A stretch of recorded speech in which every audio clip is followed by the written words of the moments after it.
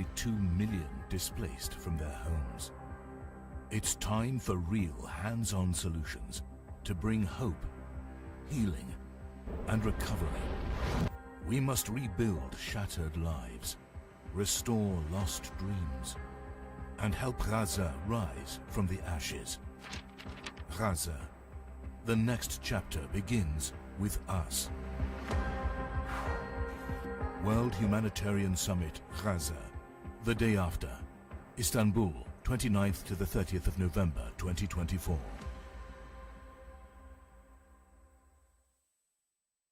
بسم الله الرحمن الرحيم الحمد لله رب العالمين والصلاة والسلام على رسوله الكريم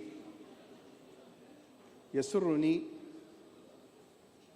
أن أترأس هذه الجلسة As a start, دكتور عبد الفتاح محمد سعد الهاشمي Abdülfattah حاليا بجامعة محمد بن خليفة we would like to invite Mr. Abdülfattah Mohammed. He's working in Qatar University. I worked before in the university as a counselor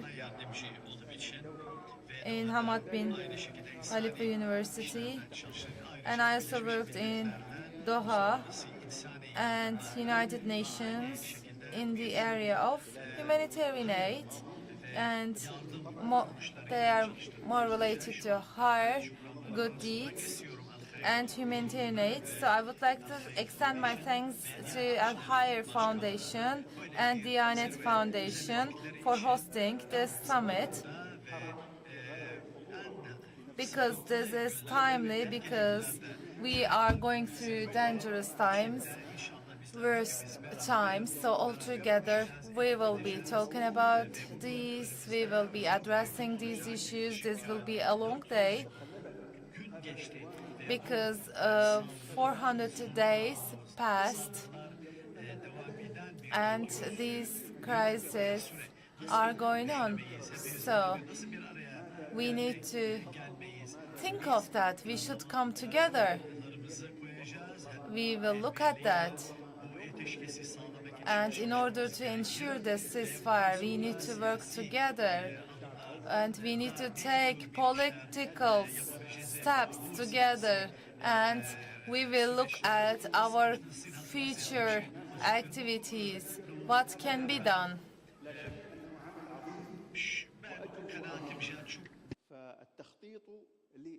I think this is very important for us to do such actions, such deeds, humanitarian aid, humanitarian activities. These are all very important for us.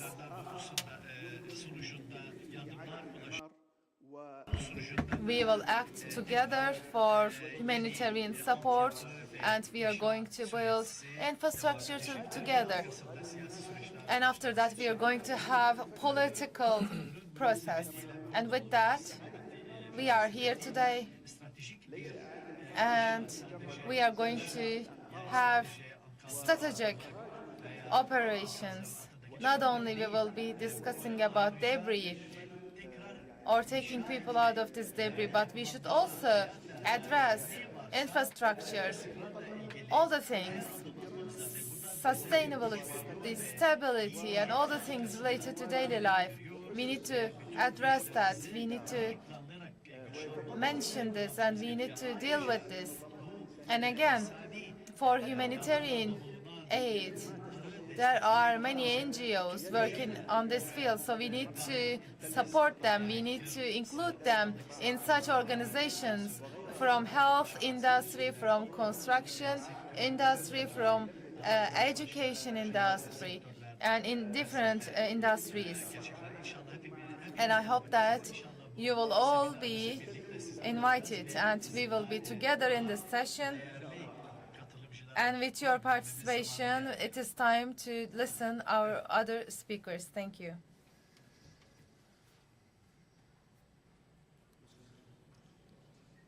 Future horizons.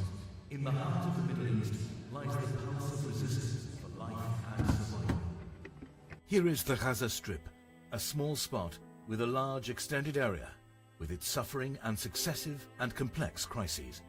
It embraces more than 2 million people who face a tragic reality in which pain and hope are mixed. Gaza, after a year of war, reveals that 99% of the population needs urgent aid. A war with no end in sight and no humanitarian promises to stop its suffering.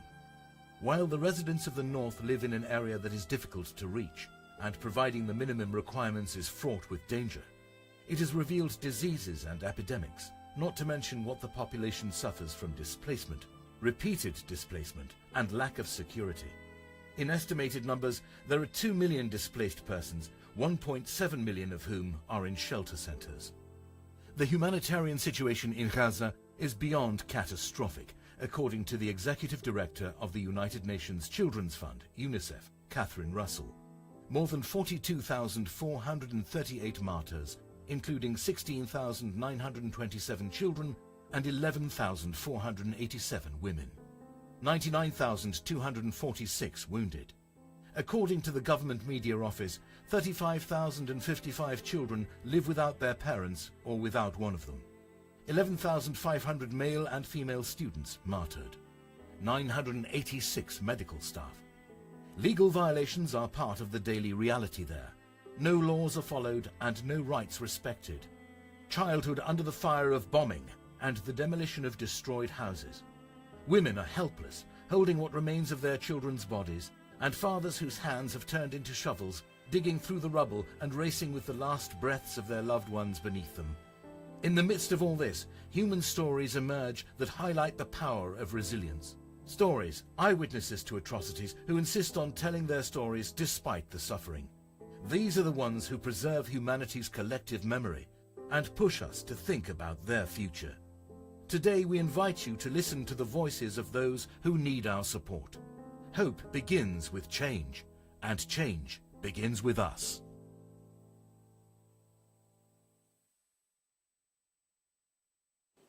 شكرا جزيلا على هذا العرض Thank you very much for your presentation.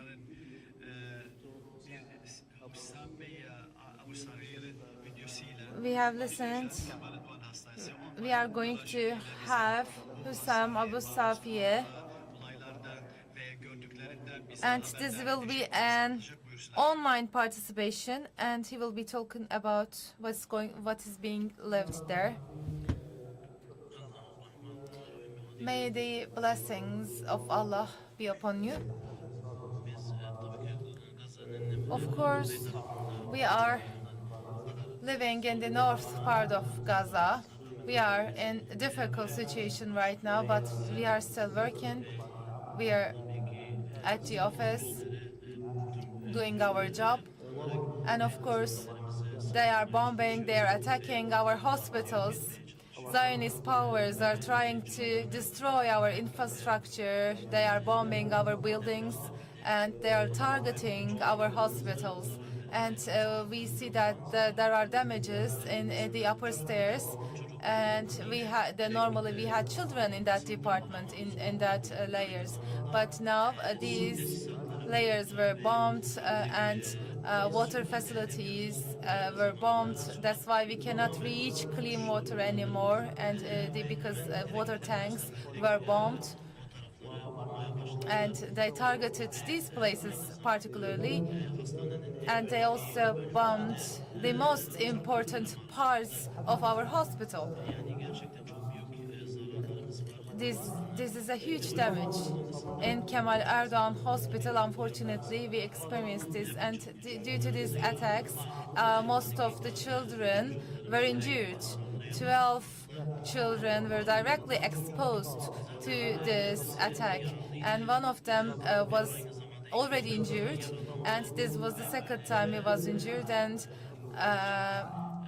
after that, 12-year-old child was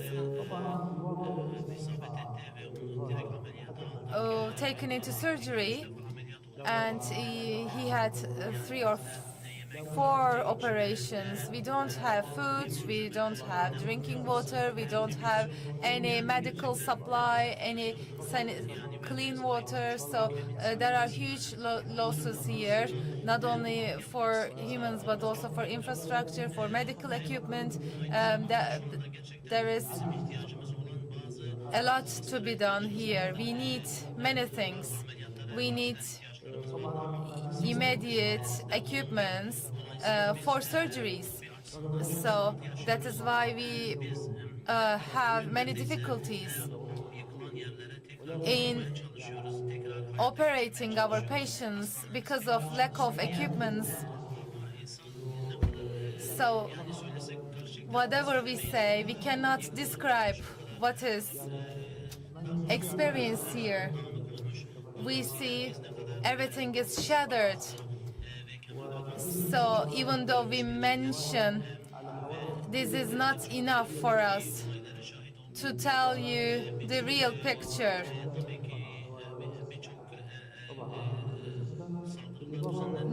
There there were many attacks and people are trying to take shelter in the hospitals. So this is not a hospital anymore. This building serves as a shelter to the needy people there, because there are many injured people, there are many needy people, and they cannot find any place to go, and you cannot even recognize them from their faces because of what they have gone through. There are hundreds and thousands of people here, so that is why we cannot let other people in.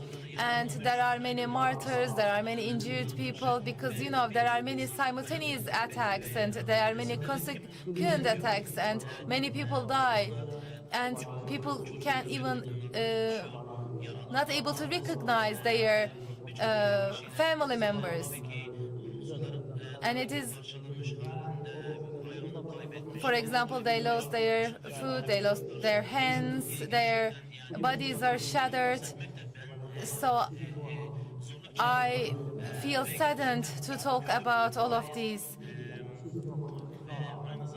This is a very difficult situation. People are being suffocated. Many children are being suffocated. And I think that they are using different gases while they're attacking here. As you hear, we always hear that here in Gaza, in our hospital. There are always attacks upon our hospital, and we are always being targeted here. This is our situation. This is a dramatic situation, and this is the call to the whole world. Nobody is hearing us. They are just closing their ears. Whatever we do, whatever we want, and whatever we say, they don't hear our cryings. We repeatedly addressed our needs, and we are trying to do our best to repair the destroyed places. We are exerting our best efforts, but again, they are targeting here. There are some cases, there are serious cases, for example, they need immediate surgeries. So we need experts, we need surgeons here. This is our situation, and life is lost here.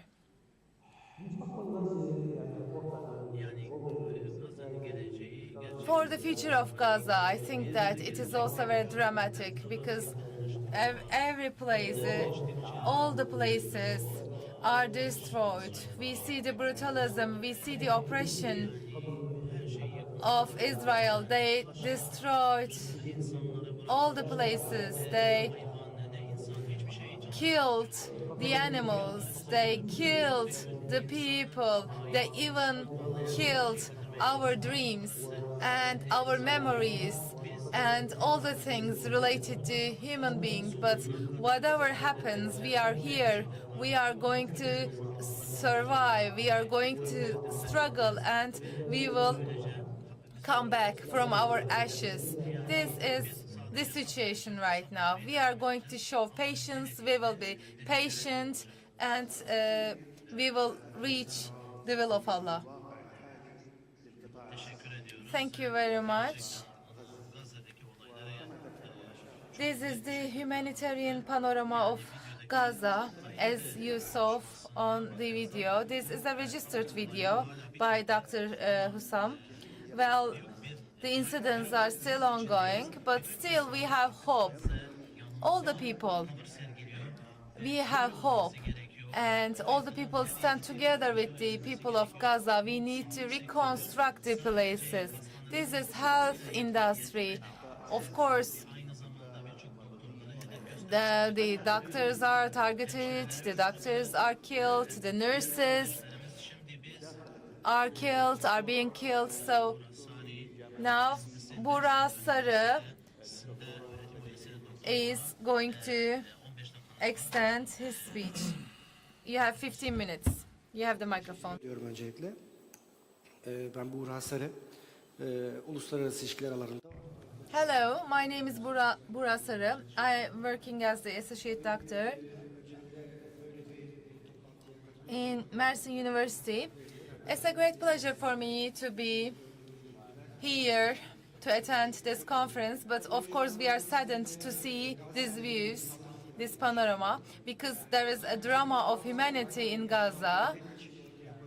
Well, it is very important for us to understand the concepts, and so that we will have the solutions, we will be able to come up with these solutions. That is why our conceptual explanations are of crucial importance, as it is also in the theme.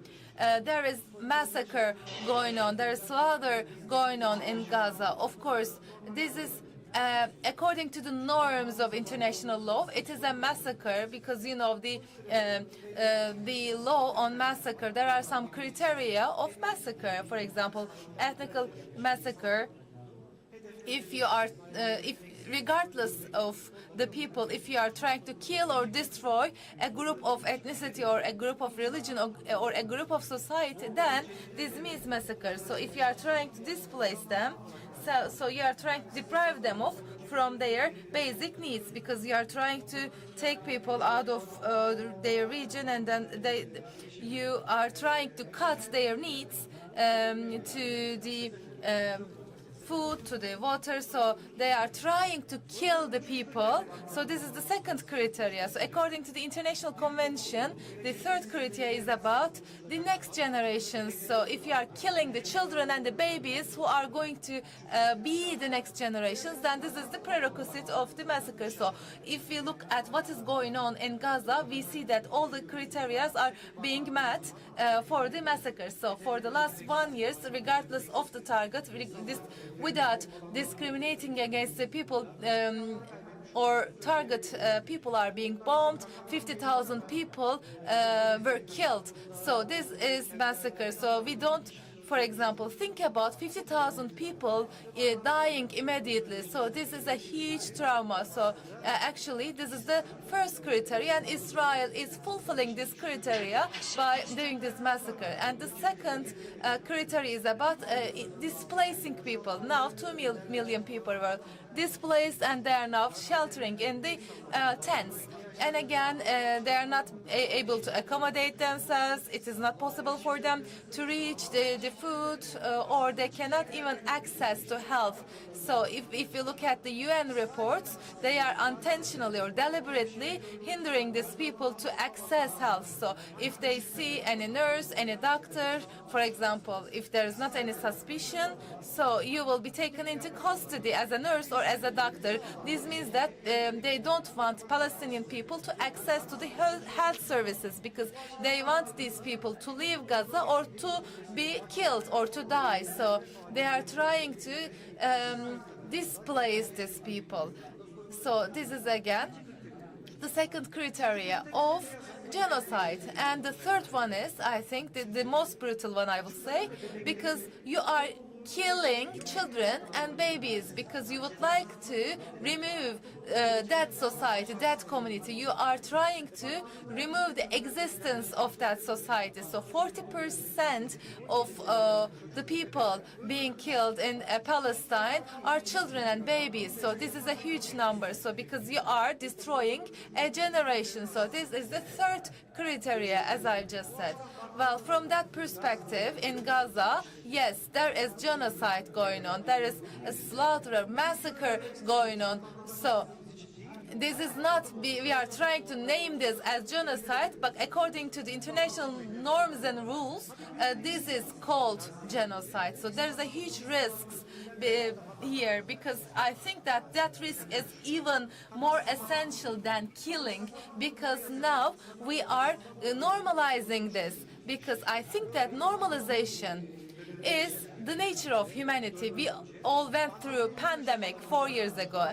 During the pandemic, we were talking about the number of the cases, the number of dead people. You know, daily we were talking about the statistics. But after that, it was normal for us and just the statistics. So I think that this is a risk confronted in Gaza. I think that this assumption of normalization, normalizing this is really bad, because people are being deprived of food, people are being deprived of accommodation. So if we normalize this, then we will abandon Gaza to massacre. That is why I would like to thank all the organizers for actualizing this conference, because right now there are many guests coming from different countries, and these people are very important for us, so that we remember, and these people are coming from all corners of the world, and they are dealing with humanitarian aid, and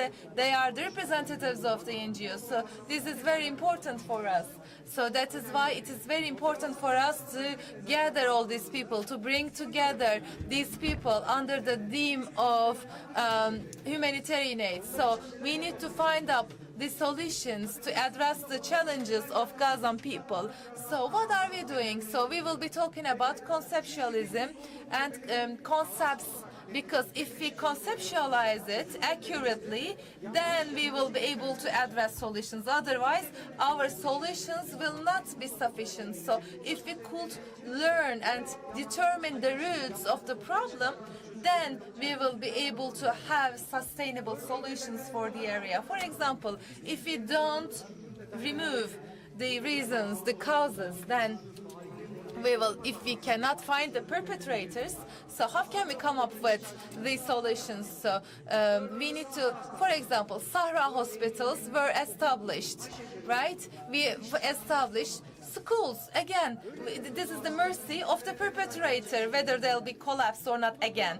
So do you think, is this a solution for you? Do you think you come up with a solution like this? So there is this saddled perceptions, and we need to correct them in the media or in the minds of the people. So when you go back to your country back, or when you go to the other organizations, so if we correct these concepts, then I think maybe we can pave the way. So it is called that for Palestinians.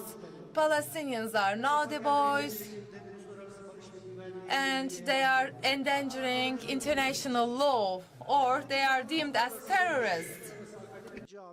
In the academic world, Palestinians are demonstrating on the streets, or they are attending such causes because they are trying to defend themselves. But it is seen that these are like naughty boys, and then they are doing unjust things. So they think that Israel is trying to protect itself in order to protect its own security. So that is why Palestinians are trying to, as a conception, we are trying to diminish their self-protectionism. Actually, oppression is made to the Palestinians, not to the Israelis.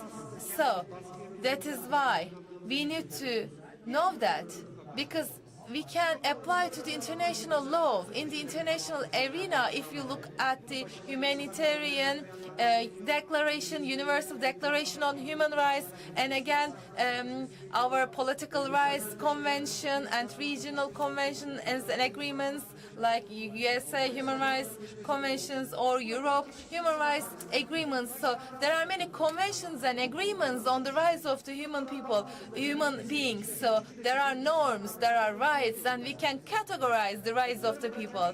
So in practice, if it is violated systematically, then we should show to the whole world, not only Gaza, but also the whole Palestine. We see the violation of human rights. We see the torture here.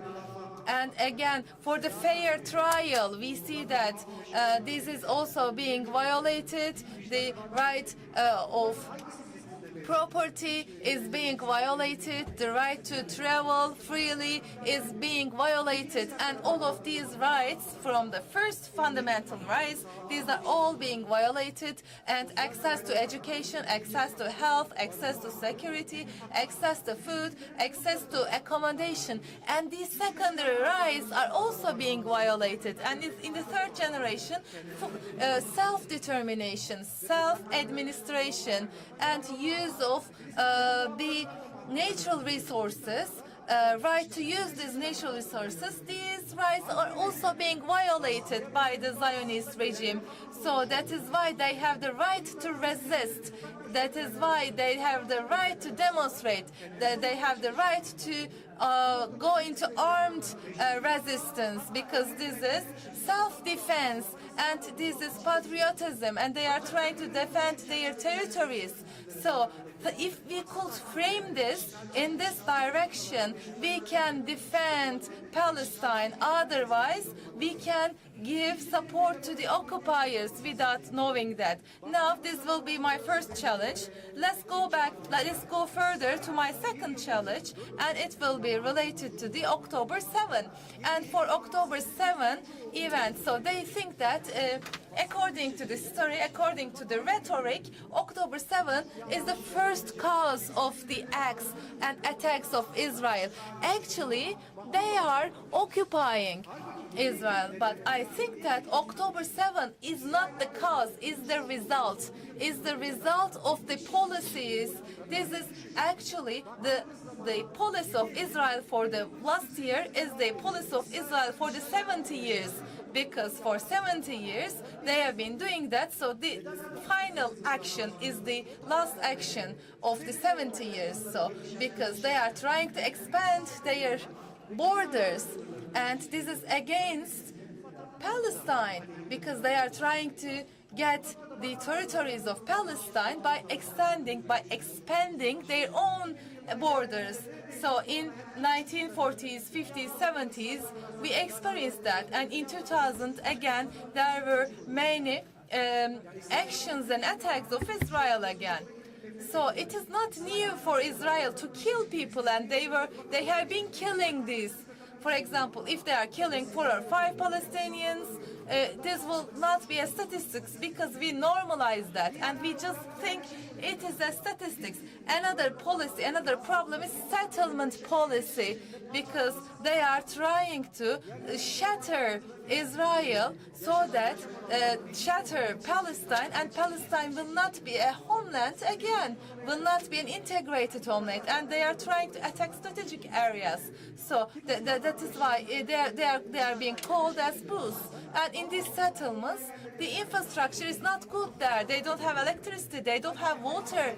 For example, in Haifa, in Tel Aviv, in the suburbs or in the periphery of these areas, they have infrastructure. For example, they have settlements in Israel. But unfortunately, the people of Israel coming next to the settlements of Palestine, and they are bringing electricity and water next to the settlements of Palestine. And for 80 years, Palestinian people have been facing this problem of oppression and violence, and they have been experiencing it for the last 70 years. And October 7 is a result of the occupation of Israel against Palestine. So we are actually legitimizing the acts of Israel if we say that October 7 is the beginning. So that is why we shouldn't misinterpret that. Olamayacağı riskini beraberinde getiriyoruz. Hal böyleyken baktığımızda son dönemdeki olan olayların bile aslında biz So the recent events are harming Gaza further because the people in Gaza are the main they are the main people to sustain losses.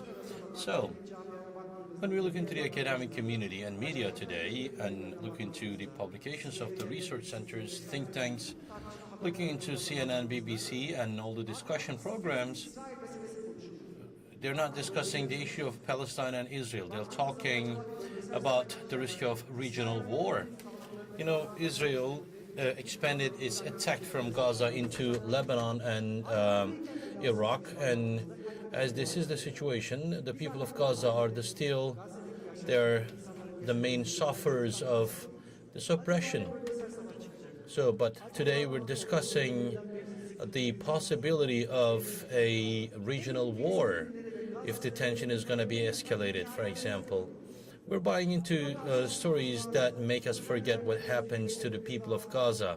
We should go against that and we should speak against that. Looking into what happened in the last 70 years, we should basically bring a stop to the process. Looking into academic publications, I realized that the people of Palestine, they win only when they die. So they're vocal when they die. An international community only helps them when they die. These people should win by living. Just like the other people, they should have the right to life.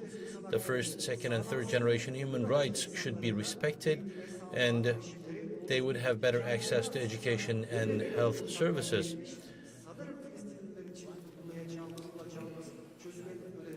So with that, we can have better solutions. Thank you very much for giving me the opportunity to speak. With that, I'd like to end my speech. Thank you.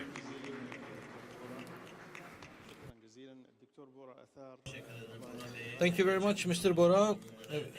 Touched upon very important issues, especially about documentation.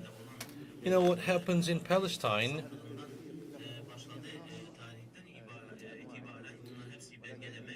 I mean, since the beginning of the attack, everything should be documented. And Mr. Bora mentioned that we need to protect people. And likewise, we should regain the balance to exercise justice. So, without using disproportional power, we should exercise justice. This migration is bothering the whole world, for example, and we need to respect human rights at the very beginning. And this is our invitation. We should focus more on the civilian works. Once again, thank you very much, Dr. Bora, for all the recommendations. Thank you. Right now, dear brothers and sisters, Mr. Mohammed Khalid Saeed is going to take the floor.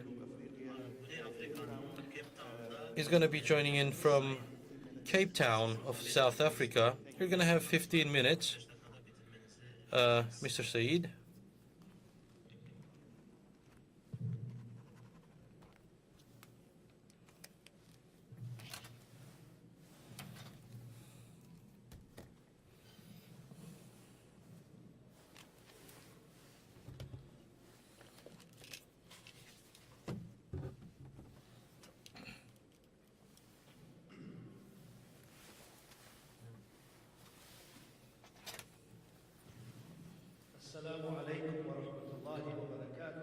Assalamu alaikum wa rahmatullah.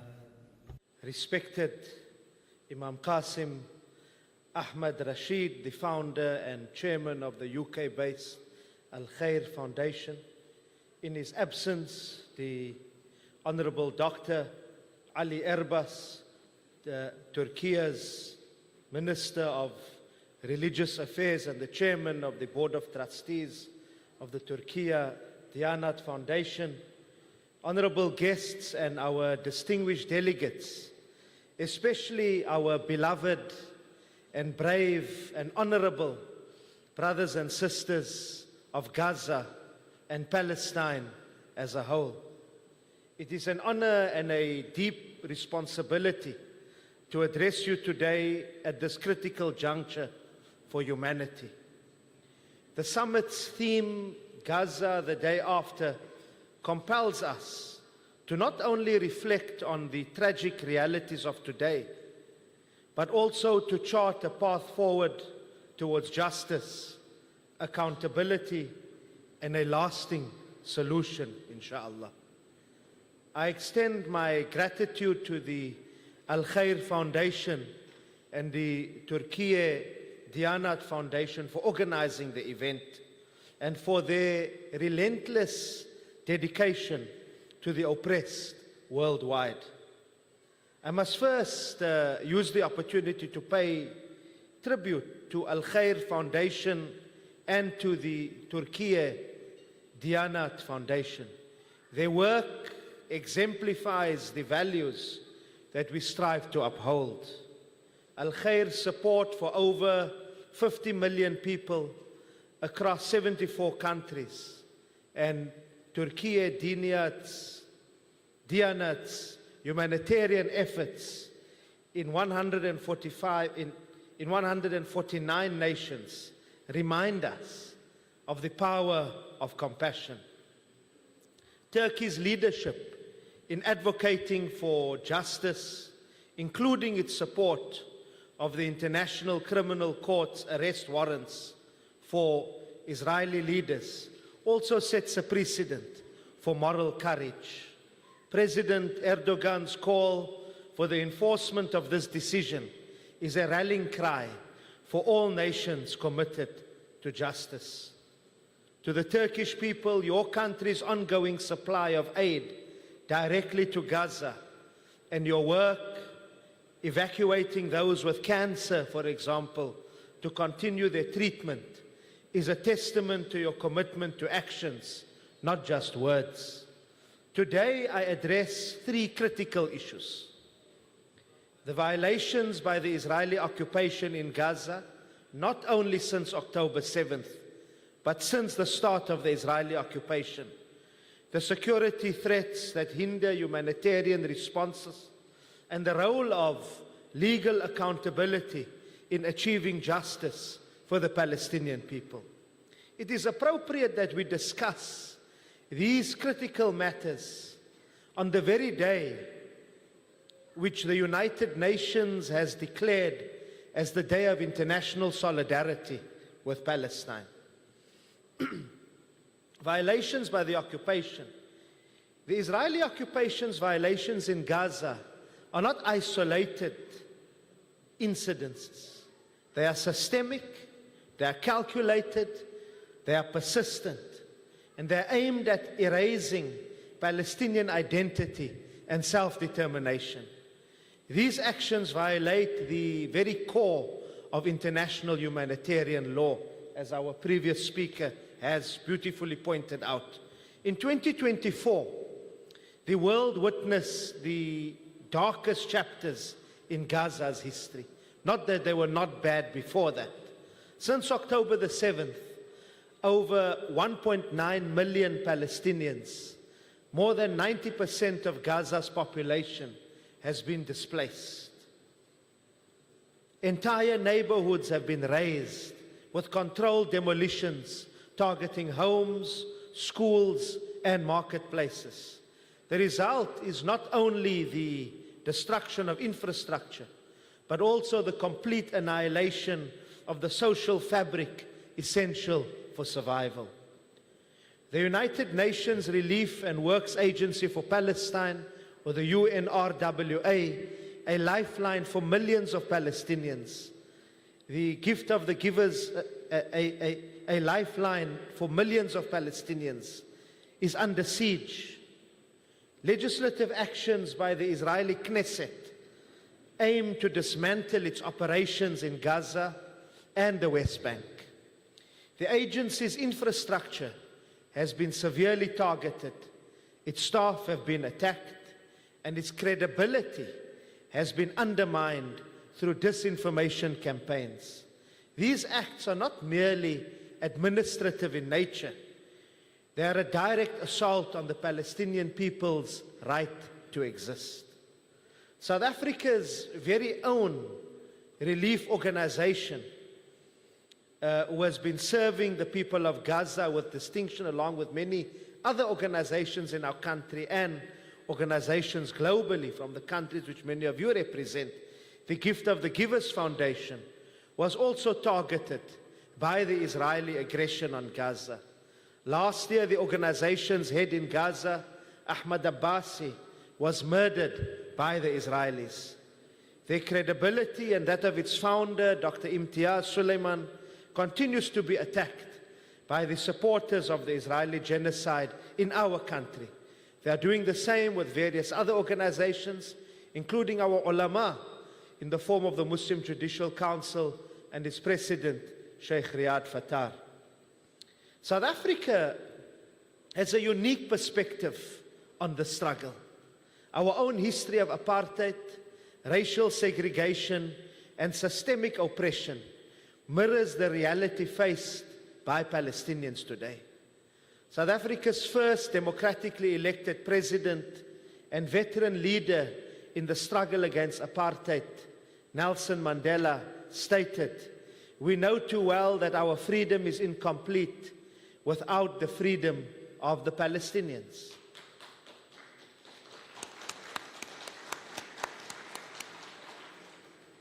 As our submission to the International Court of Justice, or the ICJ, stated, and I quote, "The Palestinian reality evokes experiences of South Africa's own history of racial segregation and oppression," close quote. The parallels are clear. Fragmented territories, dual legal systems, restricted movement, and state-sanctioned violence. This is why South Africa took a principled stand, filing a case at the ICJ against Israel for violations of the Genocide Convention. And just about a month ago, we added another charge to this. The court's provisional measures, which include ensuring humanitarian access and protecting civilians, are a step forward. However, Israel's non-compliance underscores the need for global enforcement mechanisms.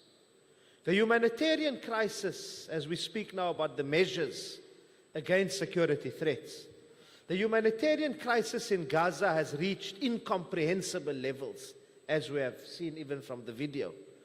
Access to basic necessities like food, water, and medical care is nearly impossible. The Integrated Food Security Phase Classification Committee has actually declared northern Gaza a worst-case scenario for famine, driven by mass displacement and the deliberate destruction of marketplaces. Security threats compound these particular challenges. Humanitarian workers face physical danger, restricted access, and constant delegitimization. Without coordination, agencies cannot operate. And without its operations, millions of lives are at risk. South Africa has consistently advocated for a ceasefire in Gaza to enable the delivery of humanitarian aid. However, I believe we must go beyond immediate measures, especially for the purpose of this summit. International humanitarian law needs to be respected. Civilians, medical personnel, schools and hospitals must be protected under the principles of distinction, proportionality, and humanity. Coordination between governments, humanitarian organizations, and donors is critical. A risk-based approach to aid delivery must be developed, ensuring that assistance reaches those who need it most and without exposing humanitarian actors to undue harm. But let us be clear, brothers and sisters. These measures address the symptoms, not the root causes. The occupation in itself is the primary driver of insecurity. Ending the occupation is not just a political imperative. It is a moral and humanitarian necessity.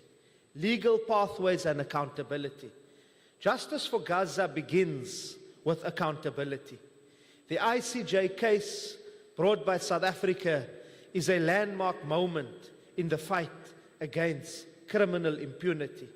By holding Israel accountable for violations of the Genocide Convention, we reaffirm the primacy of international law in addressing systemic injustice. The evidence that was presented by South Africa is damning. It details killings, deprivation of humanitarian assistance, and conditions of life aimed at the physical destruction of Palestinians. This is not incidental, it is deliberate. The ICJ's provisional measures, including the protection of evidence and provision of humanitarian aid, are victories for the rule of law. However, sadly, their enforcement remains a challenge. Israel's continued defiance underscores the limitations of legal mechanisms without global political. We must explore mechanisms to hold states accountable for non-compliance. This includes targeted sanctions against those who defy international law and support for reparations to rebuild Gaza. Moreover, the role of international organizations like the United Nations needs to be seriously re-examined. If bodies like the UNRWA are undermined, bodies attached to the UN, the global community must intervene to ensure their survival. Their collapse would signify a failure of the international system to uphold rights of the vulnerable. This is where civil society formations represented here play a critical role. Credible organizations have meticulously documented the violations, amplifying the voices of those silenced by the oppression. Their work ensures that the narrative of Gaza is not lost in political discourse, but remains a testament to resilience and resistance. Organizations which many of you represent need to come forward to the ICJ and document evidence. It goes beyond the political. Expanding global solidarity for justice. The plight of Gaza demands not just regional, but global solidarity. It is crucial that we build a coalition of nations, civil society organizations, and humanitarian actors to counter the deliberate destruction of Palestinian lives and livelihoods. This coalition must not only advocate for justice, but also pressure global institutions to act more decisively. We must applaud and take the opportunity to applaud nations that have joined South Africa in supporting the ICJ case, including Spain, Belgium, Ireland, Chile, and Egypt. Their courage shows the potential of unified global action. But we must also confront the silence of other nations. Silence in the face of oppression is complicity. It is our collective duty to amplify the voices of those calling for justice and to challenge the inertia of those who remain indifferent. Legal pathways must include reparations. The destruction in Gaza is not just material, it is generational. Reparations are essential for rebuilding lives and communities and for restoring dignity to those who have suffered. In conclusion, ladies and gentlemen, the road to justice for Gaza is long, but it is a road we must walk together in unity. The violations by the occupation, the security threats to humanitarian responses, the lack of accountability are challenges we must confront with unity and resolve. Let us leave this summit with a renewed commitment to uphold the principles of humanity, to protect the vulnerable, and to fight for a world where justice prevails. Gaza's struggle is not just a Palestinian struggle. It is a global fight for dignity, equality, and freedom. I thank you.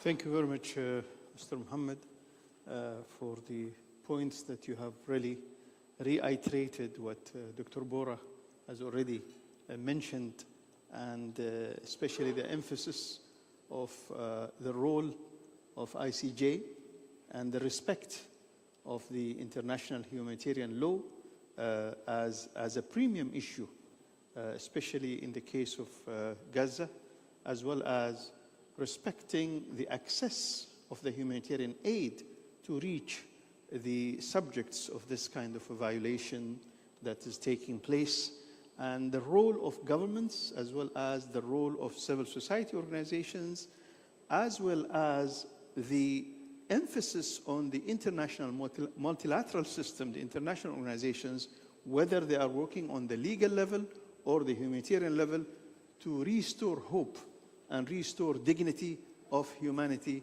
And the case of Gaza is a very clear case. I take this opportunity on behalf of all of you to thank South Africa for the brave role that they have taken the case up to ICJ, and they have put the efforts that's required. Please clap for South Africa and their representative.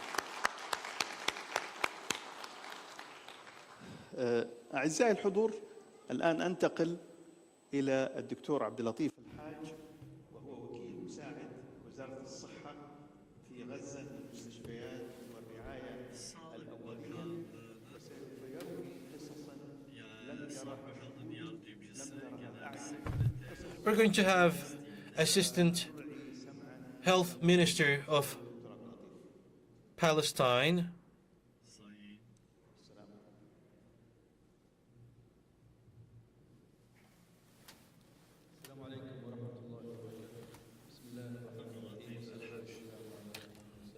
we're going to listen to Dr. Abdul Latif Al-Haj.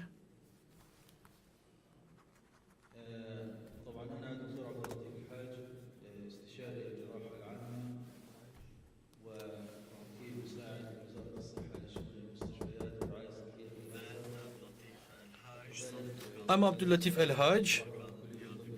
I'm the Assistant to Minister of Health.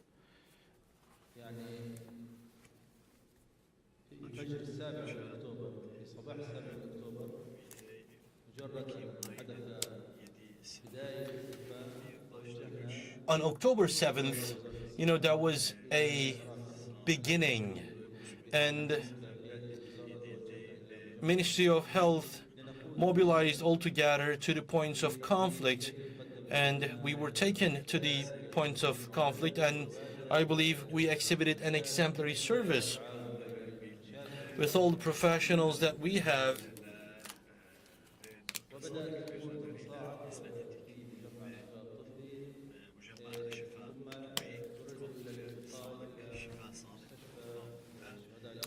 And in the Shifa Health Compound and Al-Aqsa Hospital, we provided health services. And we moved on to Nasser Compound, and we worked under the management of hospitals, and this was our fight against Zionism.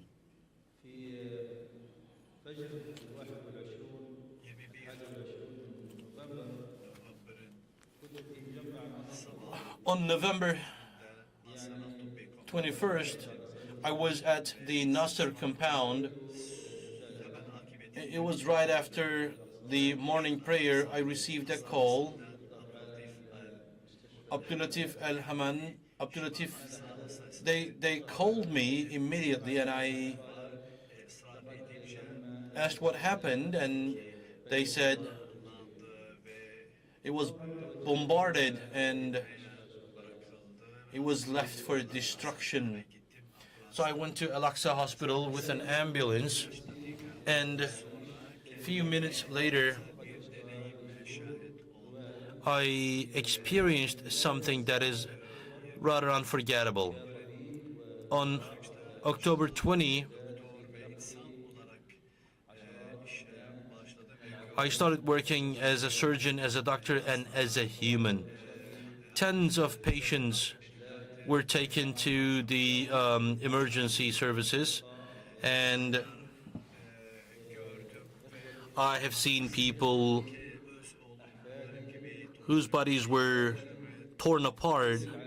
They were like my sons and daughters, just like my family was devastated.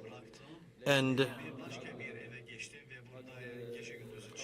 I worked around the clock after October 7th, and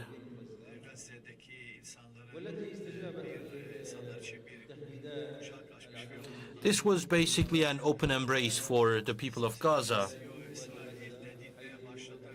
And Israel started threatening us, and they told us to move elsewhere. And, you know, I basically told them that this was my house. And in my house alone, 56 people were working. That was for about 1 month. So they were the people of Gaza, and in that house, you know, we had the food and water and electricity, and they made bread at this house, and they started cooking food.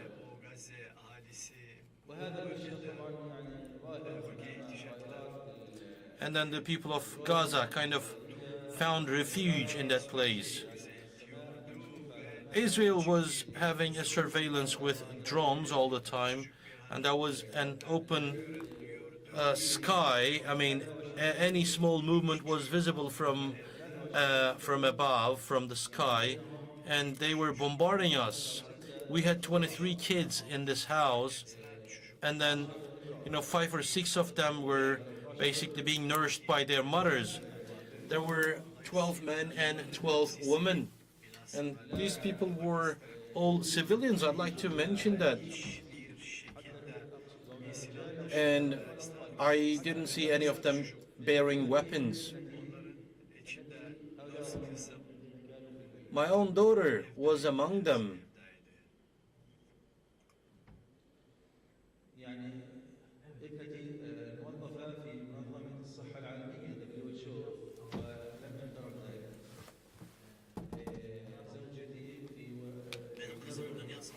My own daughter was working at World Health Organization. Her name is Arwa, and a lot of people had the permission, work permit, and everyone wanted to live in safety, but the safety was not provided, unfortunately, and this house was attacked. They were trying to wipe all of us out. There were some people, and then they wanted to kill all of them. This visual, I witnessed to that, and then you can imagine the pain that I've been through.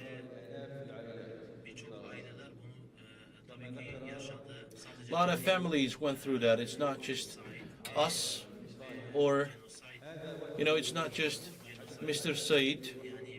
This is basically a genocide. I mean, the human rights have been violated in my own house.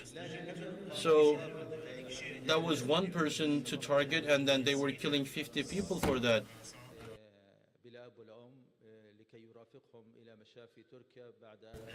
So the children who survived, they were taken to Turkish hospitals. They were admitted to hospitals in Turkey, and we are grateful to Turkish government for that. And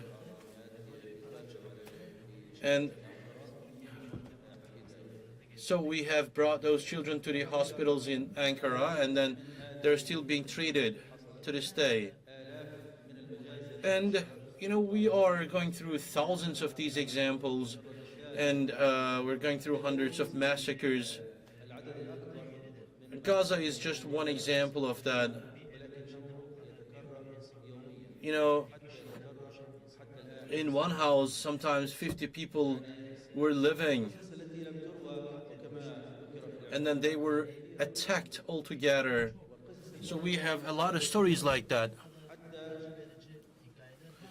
And we have painful stories. If you want to put them down in a book, you would have tens of them. So all of these things are documented, by the way. Just consider, if this was online, we would be hearing a lot of shattering voices, a lot of bombs, and few of those doctors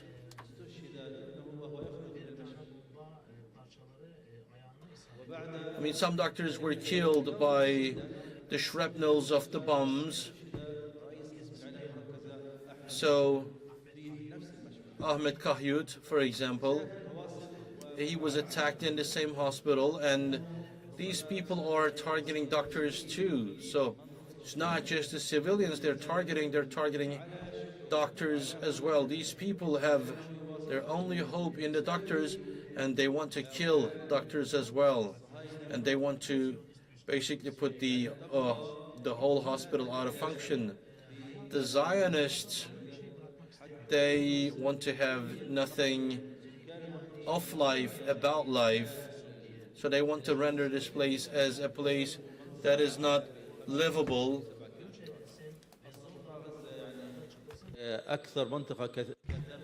They target them. They target the doctors. They target the hospitals. And you know, they are trying to expand their territories. And these doctors and these nurses wanted to work in Kemal Hospital. They were working in their hospital even though they were injured. Their arms were broken. They wrapped things. They are walking with sticks. Even though they are in such a condition, they are still continuing their services as doctors, as nurses. This actually shows the dignity and the patience and the perseverance of Gazan people. You know, that hospital was buried and we saw them on TV, but if we look at this, how this hospital become such a hospital, such a place. You see the ministers, Minister of Defense, Minister of Defense ordered people, Prime Minister Netanyahu ordered people, and other ministers, other Israelis ordered people to burn down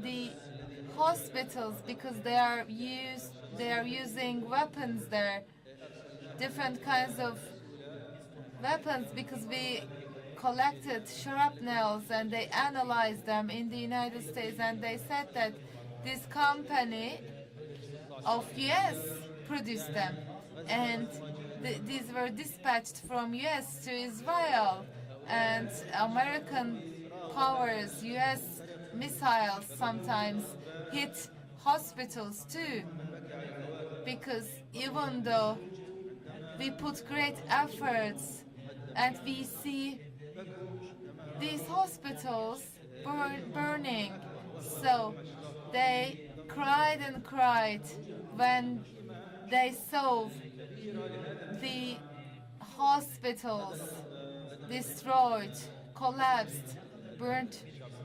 So because they knew the importance of the hospitals, because it wouldn't be possible for us to help people, that is why they felt desperate. They sat and cried.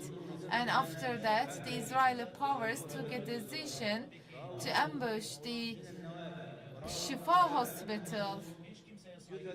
They didn't pay respect to anyone.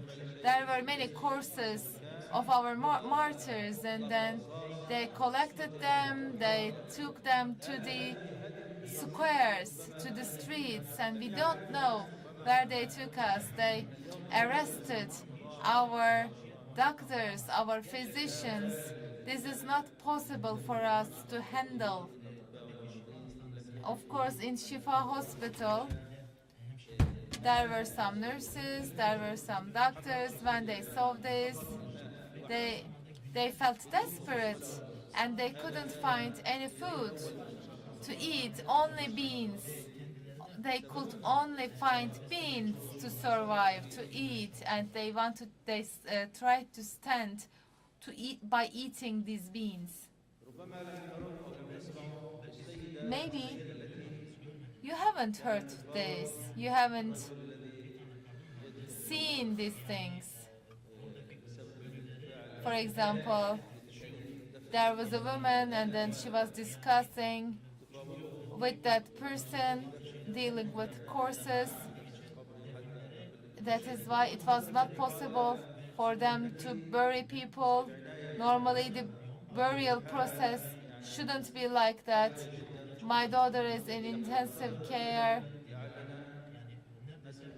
She is almost dying, so I want my daughters to be in the same coffin, because so that you will put my daughters to the same coffin. I don't have money, so I cannot afford 3 different coffins. So think about the situation of the people. And in Jabalia camp, there was a daughter and then she didn't have arms. Her arms broke out and detached. And I don't have my hands. Is it possible for me to have hand again? Because I don't have a hand. Is it possible for you to understand this sorrow? Mr. Mohammed Matar is a young person.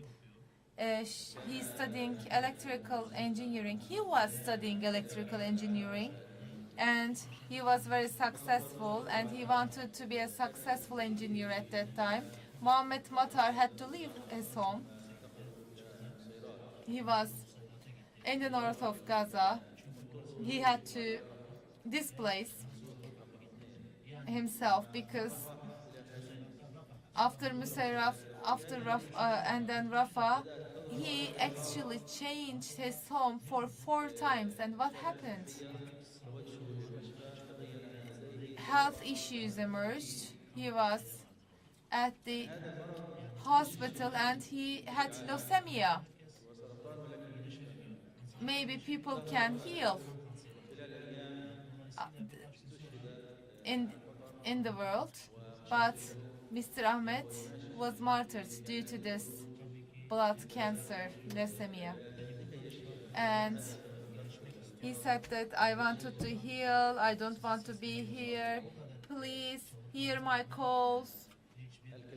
Unfortunately, he couldn't have any help. There are many stories, there are many similar stories. And again, health system is collapsed. We have many martyrs, we have many injured people, we have many wounded people, maybe thousands and tens of thousands of people. These are the victims of Zionism. Many patients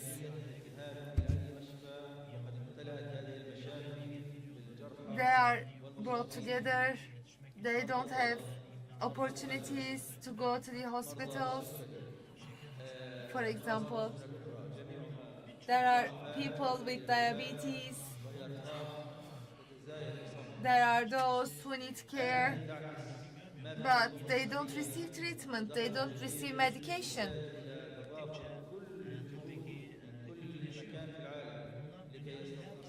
In all corners of the world, these people need emergent help, but we cannot see this in Gaza.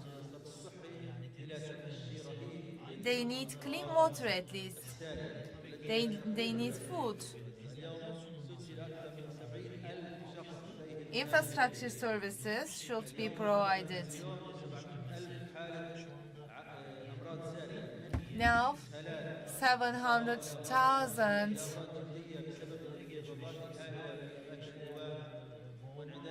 issues, diseases are seen, diarrhea or many infectious diseases are seen in Gaza, and people pass these diseases to each other. These stories are endless. If I talk about these stories, I will talk until the morning. Thank you very much for organizing this conference, and thanks to such conferences, you give us the chance to share the drama, to share the sorrow in Gaza, and people, thanks to you, will be hearing this, and people will see this, and they will get mobilized. Thank you so much. Thank you, Mr. Abdulatif Al-Haj, for your presentation and for your untold stories, because these are real stories. And these are the stories of the real people. And of course, maybe we will set a beacon of hope for those people, because if we resist, they will resist. You reflected one side of the story, not the whole. So, if we write them, there will be hundreds of books. May Allah bless all the martyrs, because people are being exposed to such attacks. Now we are going to have some questions. We can take 3 questions, and we will finish the session later on. Please extend the microphone for our speakers. If you have any questions, please raise your hand and you can ask your question. Do you have any questions? Any questions? اوكي هناك سؤال تفضل اعطوه ميكروفون اخوه Okay, let's extend the microphone. الميكروفون جاي ان شاء الله استاذ الفاضل. Microphone is coming to you. تفضل اذا الصوت مسموع. اي نعم.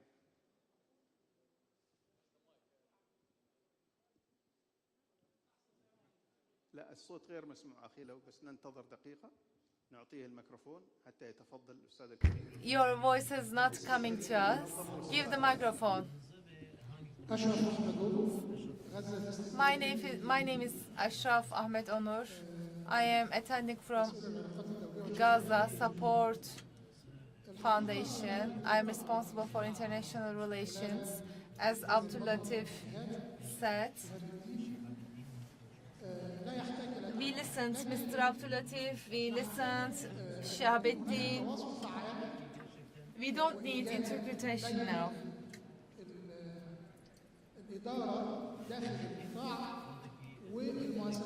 In the management in Gaza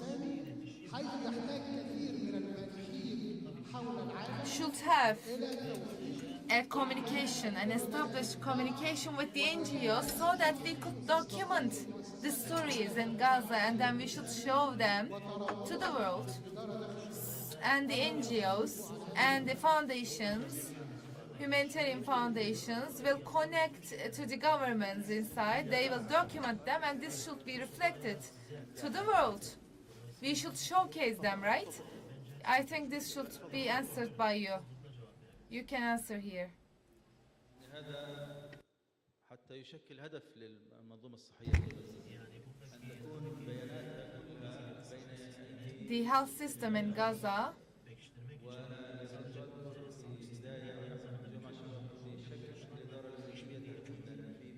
should be supported by different institutions and organizations. I am suspicious of the United States, because they are not giving the exact figures, exact numbers of martyrs. They are not right. So we should give all the names of the martyrs. We should give the ID numbers. We should give the names, because our martyrs are people, not the names, not the numbers. but you yes say that you are exaggerating the numbers. These people are not killed. This is their claim. So we should share the deceased people, the dead people, with the ID number and with the names, and we should show them. We should document them, and this should serve as an evidence, right? Mr. Ahmed Shetat is responsible for this, and together with Red Crescent and Red Cross, they are working together. Any other questions? Please pass the microphone.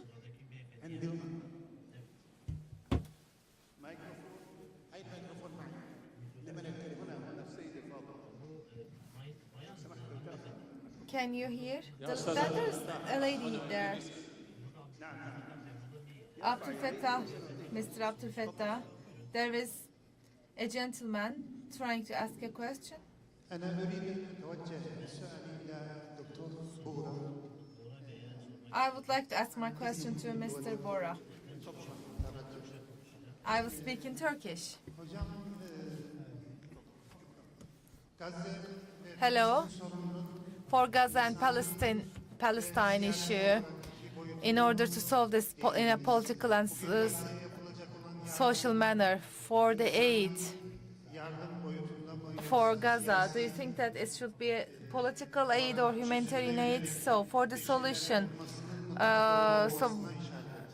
so you said that there should be something to be done.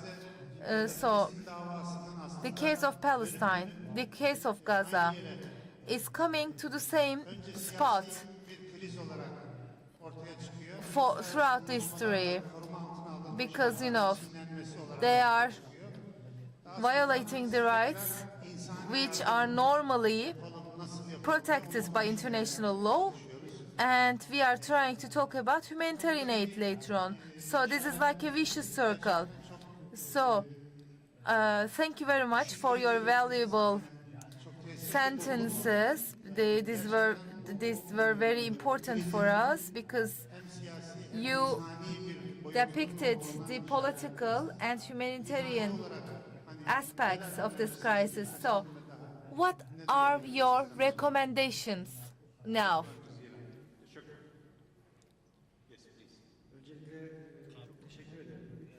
First of all, thank you very much for your question.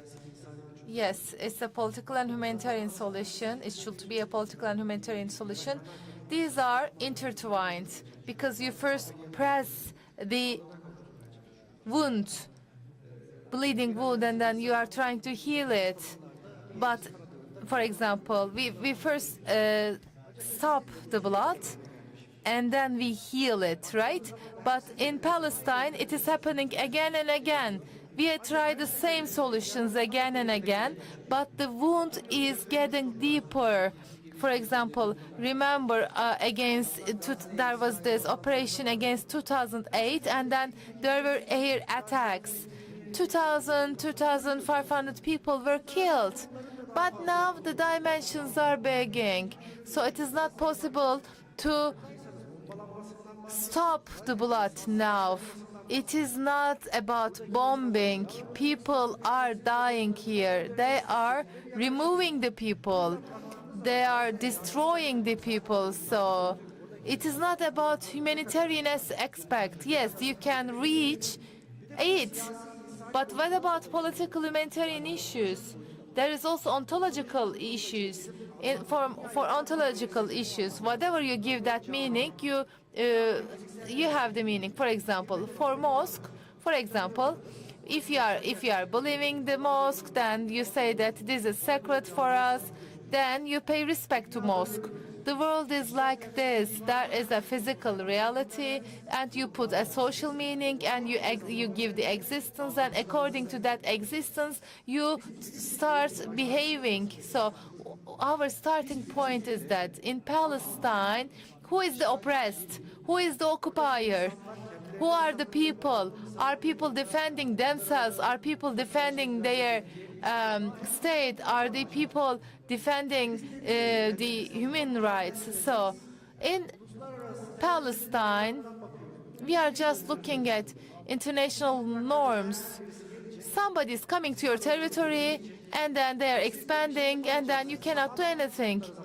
So, for example, they did it in Irtifada, and then now they have different equipments, and they are doing it. So, from time to time in our countries, we have seen Salvation's War. Now in Anatolia, remember the Independence War. Yes, those people were also defeating and protecting their rights as international academia, as international media. If we don't give the ontological right meaning to them, then our solutions will only cut the blood for the time being. So we are just opening the wound again and again. So there is this political issues, there is humanitarian issues, but there is ontological issues. So we need to talk about Palestine. We need to talk about the oppression made against Palestine. We will accept that. We will try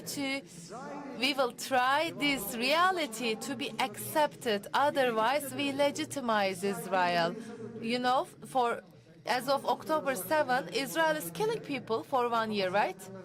But they're still talking about Hamas, and they're still talking about Hamas as the perpetrator, but the perpetrator of Israel. So we need to look at that. Otherwise, they put the responsibility of the killed Palestinians on the shoulders of Palestine. So that is why we need to solve these ontological meanings. We have the third question, the last question, and we have only 1 minute. Yes.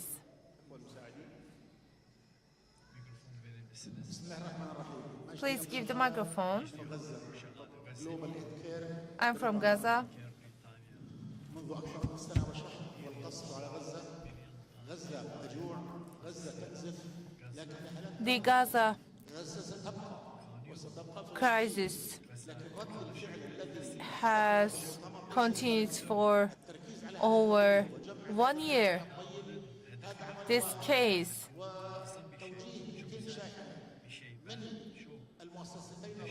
is important for us, and I'm very happy to be here.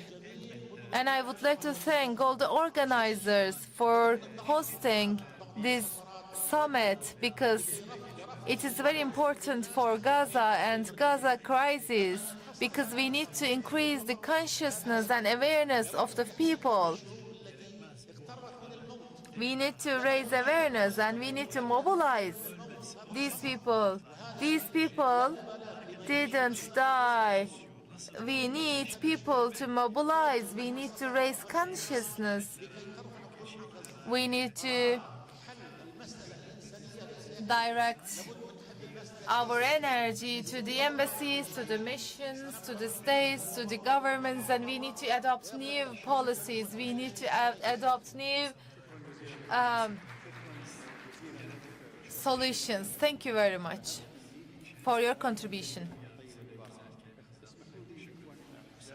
Now, with your permission, dear brothers and sisters, I would like to extend my thanks to both foundations, Al Hayr Foundation and Diyanet Foundation, for hosting us here. And I would like to thank all of our panelists, Mr. Hossam Abu Safiye, Burasarı, Abdul Latif Al-Haj, for extending their views, and I hope that we will mobilize our efforts. Ceasefire. This is our expectation. And even though these are tiny efforts, these are small efforts, if we continue our efforts regularly, if we come together with these gatherings, then we will be able to reach salvation. Thank you very much. I close the session now.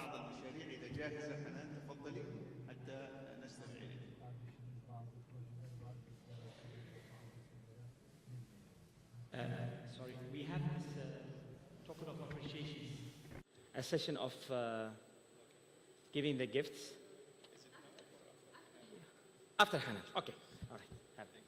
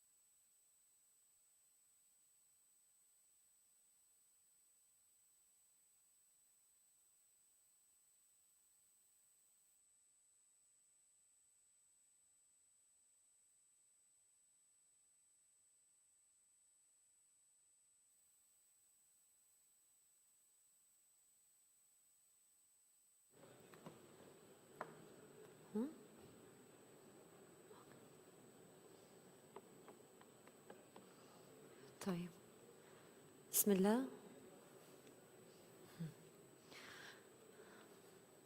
السلام عليكم ورحمة الله وبركاته.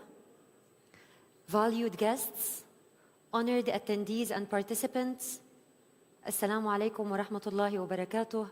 Allow me to introduce myself before we start. This is Hanan Al-Umari. I am a program manager in the humanitarian development sector. Been working on leading multi-sectorial projects, including humanitarian response to the most vulnerable populations in different countries for the past 13 years. And I'm very much honored and valued to be here today with you, witnessing this amazing summit, wherein we do the least that we can to help our brothers and sisters in Gaza district. I have been titled to lead on the role of presenting the projects proposed by the World Summit after each session. So bear with me, we have 4 sessions together, and after each, I will be giving you a project overview, an overview of the projects that the summit is proposing. And before our journey together starts, I have to highlight 2 main points. The first is that this is only a brief demonstration, but if anyone is interested to visit the full project proposals, which include overviews of the projects that we're presenting, rationale behind each of the interventions, target groups, description in details of sub-activities, and estimated budgets, there is a QR code attached to each of your name tags. So if anyone is interested, please scan the QR code to be able to, parallel to our demonstration, visit the projects in depth. And the second thing I would like to highlight is that we really value your presence and your questions. But due to time limitation, we won't be able to respond to all the inquiries in this room. But all the justifications that you ask for will be met with proper responses from focal points and colleagues in Al Khair Foundation in the outside booth during the breaks. Okay? So, let's start.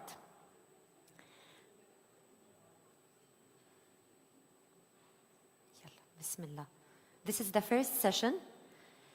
And after the first session, our main focus will be on relief interventions. And the projects that we're focusing on in the relief interventions will be mainly under 3 umbrellas, or let me call them properly under 3 sectors. The first is the social protection sector, the second is the infrastructure, and the third is the economic.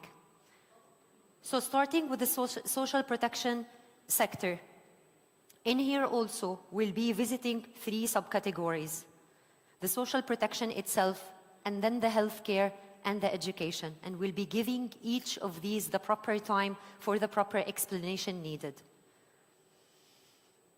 As we are all aware in this room, and maybe in the whole world, it has been more than 400 days into the ongoing conflict up to this date in Gaza.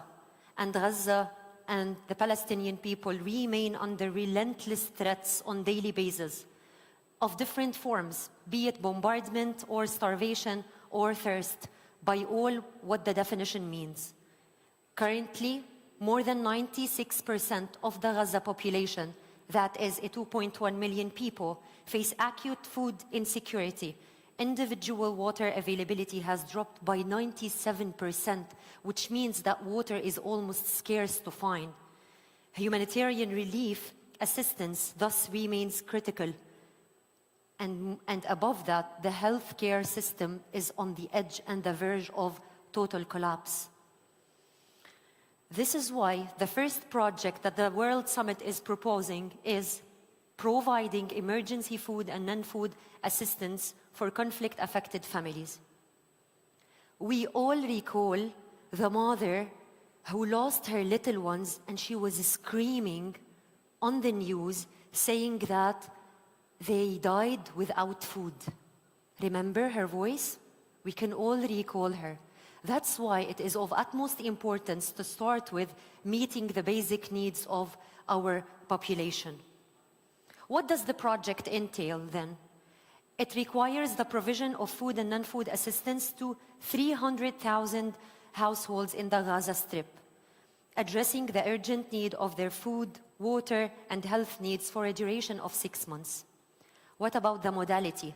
The modality of this project requires that an amount of $200 is given worth aid per household for a total of 6 distribution cycles. And last, what do we need to fundraise together to reach the total budget of this project? It does require a total of $480 million to meet the relief phase and the project between our hands. Back now to visit the second program, still under social protection, the healthcare program. And in here, we are also very much aware of the massive impact that hit the healthcare system in Gaza. Displacement has imposed multifaceted suffering of different shapes, exacerbated by the direct targeting and direct bombing of healthcare facilities all over. And thus, this led to the deterioration of the living conditions, which means that the population was previously vulnerable, but now is to be described as even more vulnerable and more imposed to infections and diseases. The statistics does highlight that the destruction has hit more than 70% of the government medical warehouses, and that the shortage in the medical supplies and materials exceeded 83%. There are 2 projects that we're highlighting under the healthcare sector. The first one is the primary healthcare support for the conflict-affected families, wherein we provide for the displaced populations immunization for children, chronic disease management, care for the injured and the wounded, and last, maternal and newborn health care. This project does require a total budget of $20 million to be able to meet the least needs that are widespread all over the area. Moving now to the second project, which comes directly after the immediate response to the primary healthcare, and even should be emphasized a lot. And by this we mean the provision of surgical care for the conflict-affected families. You know, at least a quarter of the injuries reported by the Ministry of Health in Gaza are left untouched, requiring immediate and long-term rehabilitation services. If we are not there to respond, there are a lot of patients waiting for our support to be able to rise and to stand up again. The severe limb injuries alone are estimated to range between 13,000 to 17,000 cases. And currently, there are no inpatient rehabilitation services or prosthetic care available. And even the basic assistive devices needed for those who are now suffering disability are not there. Thus, this program is focusing on providing surgical operations for the injured and the wounded, and we mean by that the provision of a comprehensive health care, including prosthetics and assistive devices.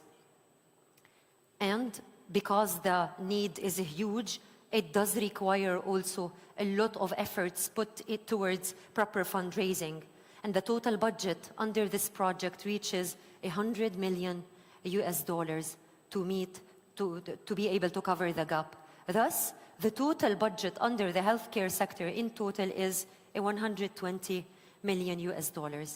We're still continuing under the other sectors, and we're left with education under social protection. And for those who know me, they know I'm a little bit biased towards education, because this is the wealth that we need to leave. There is a whole generation witnessing an interruption of education, and they do deserve not to be left behind. For the second year in a row in Gaza only, more than 88,000 university-age students and more than 700,000 school-age students have been subject to the interruption, total interruption of their education and learning continuity. Not to mention that more than 125 educational institutions have been completely or partially damaged. Have been completely damaged. 337 have been partially damaged, but let me tell you, in either cases, it is resulting in the complete interruption of this children's education. Additionally, and above that, more than 11,000 children have been killed, and more than 17,000 are still waiting injured to be properly treated. Thus, what is this project about? It mainly focuses on the establishment of educational tents. Inside the tents, inside the shelter sites, this project aims to provide self-learning and educational recovery programs, wherein the education gets back on proper track. And it does also include the provision of all the learning and material and the learning supplies that are needed to adequately respond to proper education. The total budget of this project reaches $219 million. And now we're through with the social protection sector, but we still have two other sectors to complete together, which is the infrastructure sector. And by the infrastructure, the most thing that comes to our mind is the number of housings and the number of damages that hit the infrastructure in Gaza district up till this date. Statistics does show that more than 86% of this sector has been devastated. And the initial direct losses are estimated to reach 37 billion. Families now are homeless. I cannot imagine how they're able to bear the bad weather conditions, how the little kids are able to resist the very much cold weather and the scorching summer yet to come.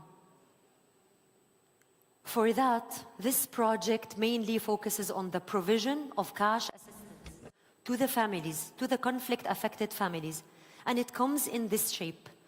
It is a one-time cash assistance being provided to a target of 230,000 households. But this amount is to be given to them based on two categories. The first category is for the families who completely lost their houses. And the specific amount is $7,000 being given to them to be able to at least survive the time being.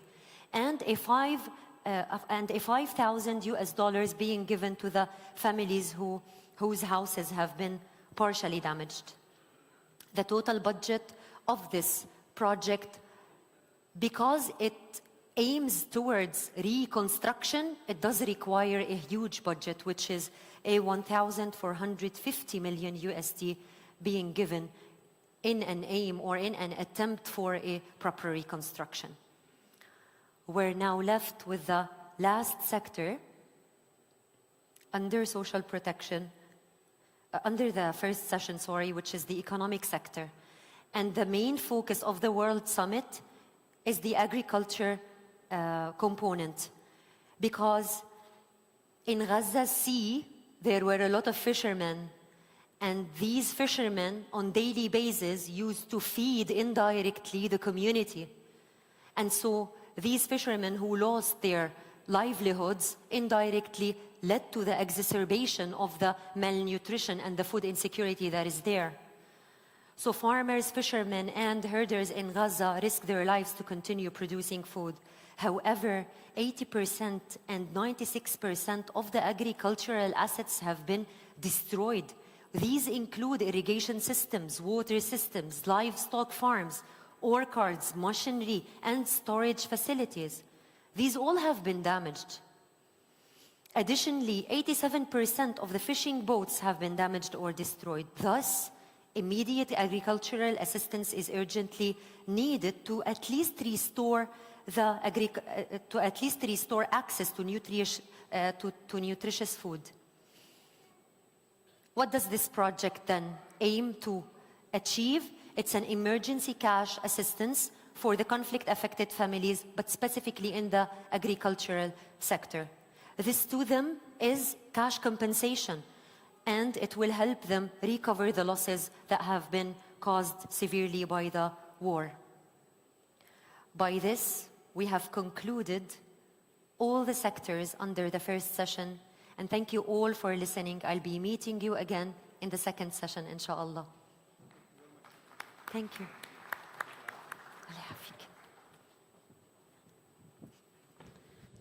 Thank you very much, Hanan Al-Omari, for this amazing presentation. I think theory to practical is one of the most important things, and Hanan will be, after each session, as he said, presenting us the projects.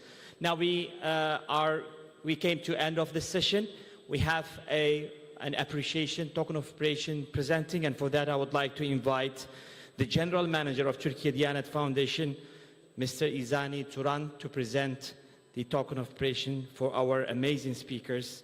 Of course, a special thanks to Dr. Abdul Fattah Muhammad for moderating this session.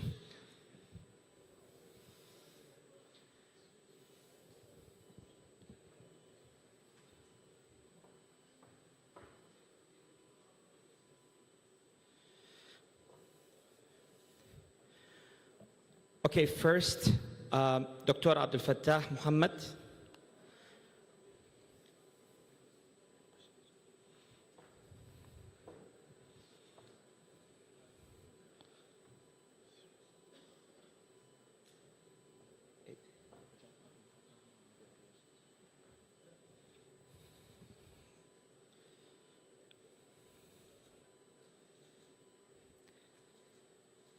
Thank you very much, Dr. Abdul Fattah. Our next speaker, Dr. Buğra Sarı.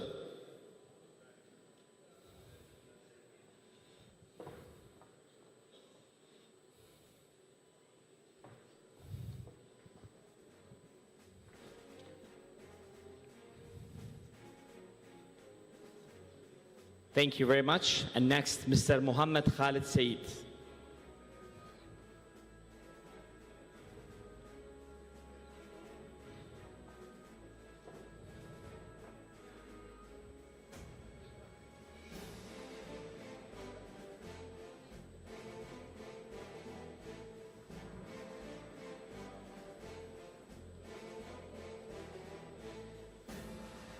Thank you very much. And last but not least, Dr. Abdul Latif Al-Hajj.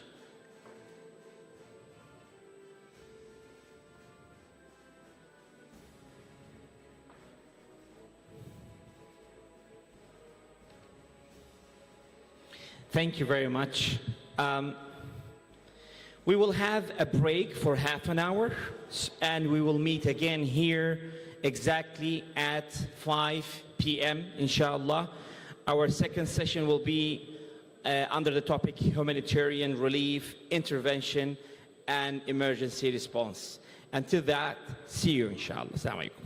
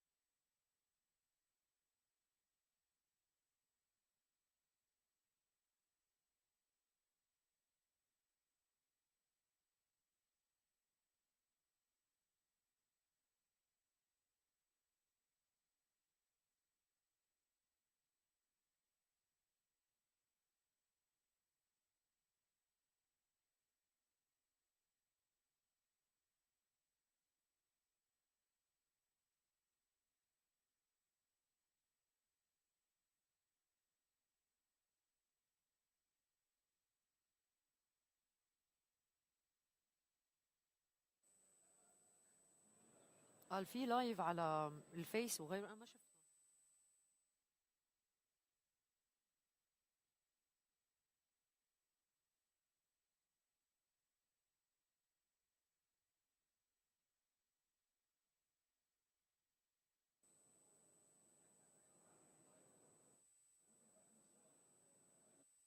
عليكم. الآن لقط. الآن السلام عليكم. بسم الله الرحمن الرحيم. أهلا وسهلا فيكم جميعا. نرحب بالزملاء جميعا. هيك واضح الصوت؟ شوف إذا فينا نقربه. قرب اللي بدك إياه. هو قدر. جيب برغي وقرب ربط.